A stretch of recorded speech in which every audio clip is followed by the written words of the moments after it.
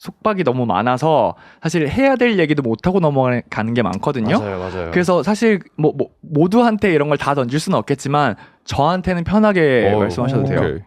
그러면은 여성성이라는 게 뭐라고 생각하시나요? 진짜 제일 어렵고 사실 그 질문에 대한 답변을 찾기 위해서 매일매일 살아가고 있는 것 같거든요. That's a good question. 네. 저는 절대 여성성이 연약함이나 Right. 수동적이라거나 뭐 이런 거로 절대 생각하지 않아요. 저는 살면서 멋있는 여성들 사이에서 자라났거든요. 그러니까 제가 우러러보고 존경하던 분들 중에서 여성분들이 좀 더 많았어요. 그래서 되게 굉장히 강하고 굉장히 현명하고 심지어 한국 사회에서 여성으로 살아오신 분들이어서 가정도 보살피면서 일도 보살피고 뭐 이런 분들을 많이 봤어요. 그래서 진짜로 여성이 얼마나 강한지에 대해서는 잘 보고 자라왔거든요.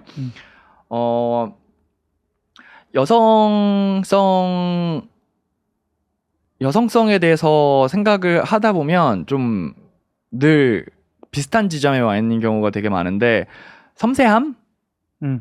어떤 상황에 있어서 보이지 않는 것들도 고려를 하고 그것을 통해서 상대방을 좀 포용하고 배려해주는 그런 점들이 여성성에 더 많이 기인하고 있는 것 같다는 생각을 들어요.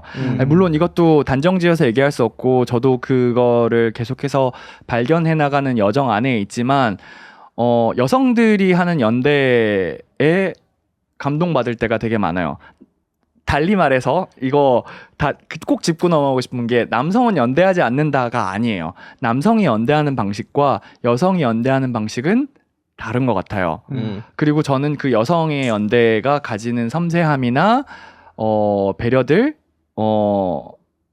에 더 공감을 많이 하고 더 많이 응원하기 때문에 그냥 그렇게 이야기하는 거거든요. 이런 주제가 주어지면 뭔가 하나를 깎아내리는 것처럼 이야기하거나 깎아내리는 것처럼 듣는 사람들이 있어요. 맞아. 네, 근데 사실 한쪽이 이렇다고 해서 다른 쪽은 그렇지 않다라고 얘기하는 건 아니거든요. 이 부분이 더 두각돼 보인다라는 것일 뿐이에요.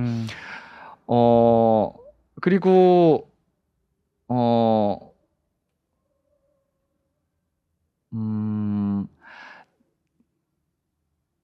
모르겠어요. 이거 되게 조심스러운 것 같아요. 제 안에서 말이 어려운 정리가 안 되어 있는 것 같아요. 근데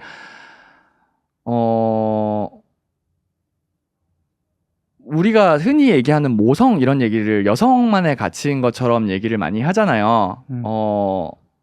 소중한 것을 대하는 자세는 모두 비슷하다고 생각하거든요. 근데 제가 질문을 던지고 아직 답을 못 찾은 부분은 그 부분인 것 같아요. 이것 또한 사회에서 학습받고 역할을 수행하는 과정에서 배운 것이라 그런 건지. 모성애가요? 그러니까 타인을 특정한 방식으로 보살피고 하는 거예요. 모성도 포함해서 그게 사회적으로 내 몸에서 태어났으니까 내가 보살피는 것을 그 모성의 가장 강한 코어라고 생각을 하는 거잖아요. 근데 우리가 소중한 것을 다루는 마음은 다 비슷하다고 생각해요. 아빠라고 해서 모성이 없다고 생각하진 않거든요. 아빠도 정말 자신의 그 아이를 소중하게 보살피고 싶어하고 지키고 싶어하고 그것을 위해서는 무엇이든 해서 싸울 거라고 생각하거든요. 근데 다만 이 사회에서 아빠한테 모성을 가르치진 않아요. Right. 섬세함과 그렇죠. 돈 많이 벌어오라고 가르치죠. 이걸 가르치진 않아요. 그러니까 배울 기회가 없었던 거예요. 그렇지만 여성들은 그것을 강요당하고 혹은 Right. 자기가 정말 아끼니까 자신의 몸 마음을 담아서 인생을 담아서 보살피게 되잖아요. 그러니까 이게 젠더의 역할이 내 몸에서 기인한 건지 나의 DNA에 꽂혀 있는 건지 아니면 사회에서 학습된 것인지. 실제로 트라우마도 우리의 DNA에 각인된다고 하거든요. 그래서 예를 들면 전쟁을 겪은 한 세대는 같은 트라우마가 DNA에 각인이 돼서 다음 세대에 물려줘요. 그러면 That's us. 예. 근데 이 많은 세대를 거치는 동안 여성의 역할이 아이를 보살피고 모성을 표현하는 것이었고 교육을 받아왔던 일이라고 하면 거슬러 올라갔을 때 원래부터 거기 있었던 건지 없었던 건지는 사실 알 수 없잖아요. 그래서 이거를 뭔가 누군가에게 족쇄처럼 채우거나 누군가의 의무인 것처럼 이야기하거나 하는 게 아니라 사실은 우리가 모두 보살펴야 되는 거고 서로 같이 그런 감수성을 길러갈 수 있으면 제일 좋은 것 같거든요. 근데 이것도 조금 서로를 배려하는 그런 마음이 조금 부족해서 그런 게 아닐까. 근데 제가 TV를 봤는데 이제 남자아이와 여자아이들의 뭐 차이점에 관한 실험을 하는 TV였거든요. 근데 뭐 그것만 편집해서 보여준 걸 수도 있겠지만 이제 엄마가 거기 앞에서 아픈 척을 하는 거예요. 그러면은 여자아이는 와가지고 막 같이 막 울어. 그러면서 막 엄마 괜찮아? 이러는데 남자아이는 이러면서 엄마는 삿대질 하면서 웃더라고요. 그래서 그런 걸 보면 뭔가 근데 그 아이들이 뭐 사회적인 당연히 인플루언스를 받았겠지만 그래도 뭔가 본인 이 몸에서 느끼는 걸 바탕으로 행동을 했을 확률이 조금 더 높다고 생각하거든요. 이거를 왜냐면은 배울 시간도 없었고 하니까. 근데 그 방송이 그런 것만 편집해서 내보낸 걸 수도 있겠네요. 그래서 정답은 저도 모르겠습니다.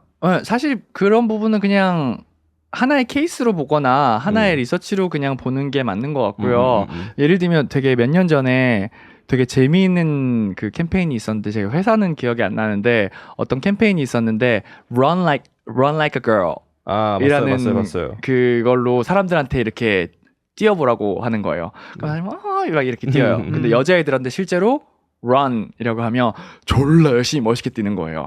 그래서 우리가 갖고 있는 선입견이 어떤 그 현상을 머릿속에서 상상하게 하는 것도 있고 그것 때문에 시작해서 우리가 나쁜 의도도 없이 사실은 그냥 자연스럽게 그렇게 되어버리는 경우들도 있는 것 같거든요. 좀 뇌의 프로세싱 파워를 아끼려고 그렇게 생각하는 거일 수도 있겠네요. 이거 근데 그거는 좀 약간 힘의 분배가 잘못돼서 그렇다고 생각해요. 오케이. 여성이 좀 더 그것을 이야기할 수 있는 시대가 되었기 때문에 이런 캠페인도 나올 수 있었던 거지. Right. 뭐 사실 투표권만 해도 그렇게 100년도 안 된 일이거든요. Right. 그 여성들은 사실 발언할 기회도 없었고 교육의 기회도 훨씬 적었고 근데 지금 이제 조금씩 이 밸런스를 맞춰서 어떤 비슷한 수준으로 가기 위해서 노력하고 있잖아요. 비슷한 수준까지 도달을 하게 되면 아마 지금처럼 나오는 어떤 격렬한 이야기들은 좀 덜하지 않을까 싶거든요. 사실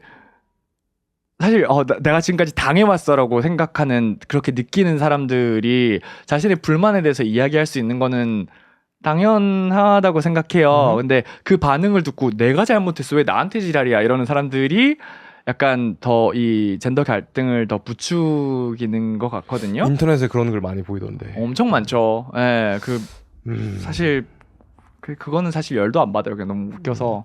근데 확실히 어려운 주제로 대화를 하기가 점점 어려워지는 것 같습니다. 예. 이런 젠더도 있고 뭐 세대건 뭐 발언하기가 굉장히 어렵습니다. 근데 계속해서 발언해야 합니다. SPNS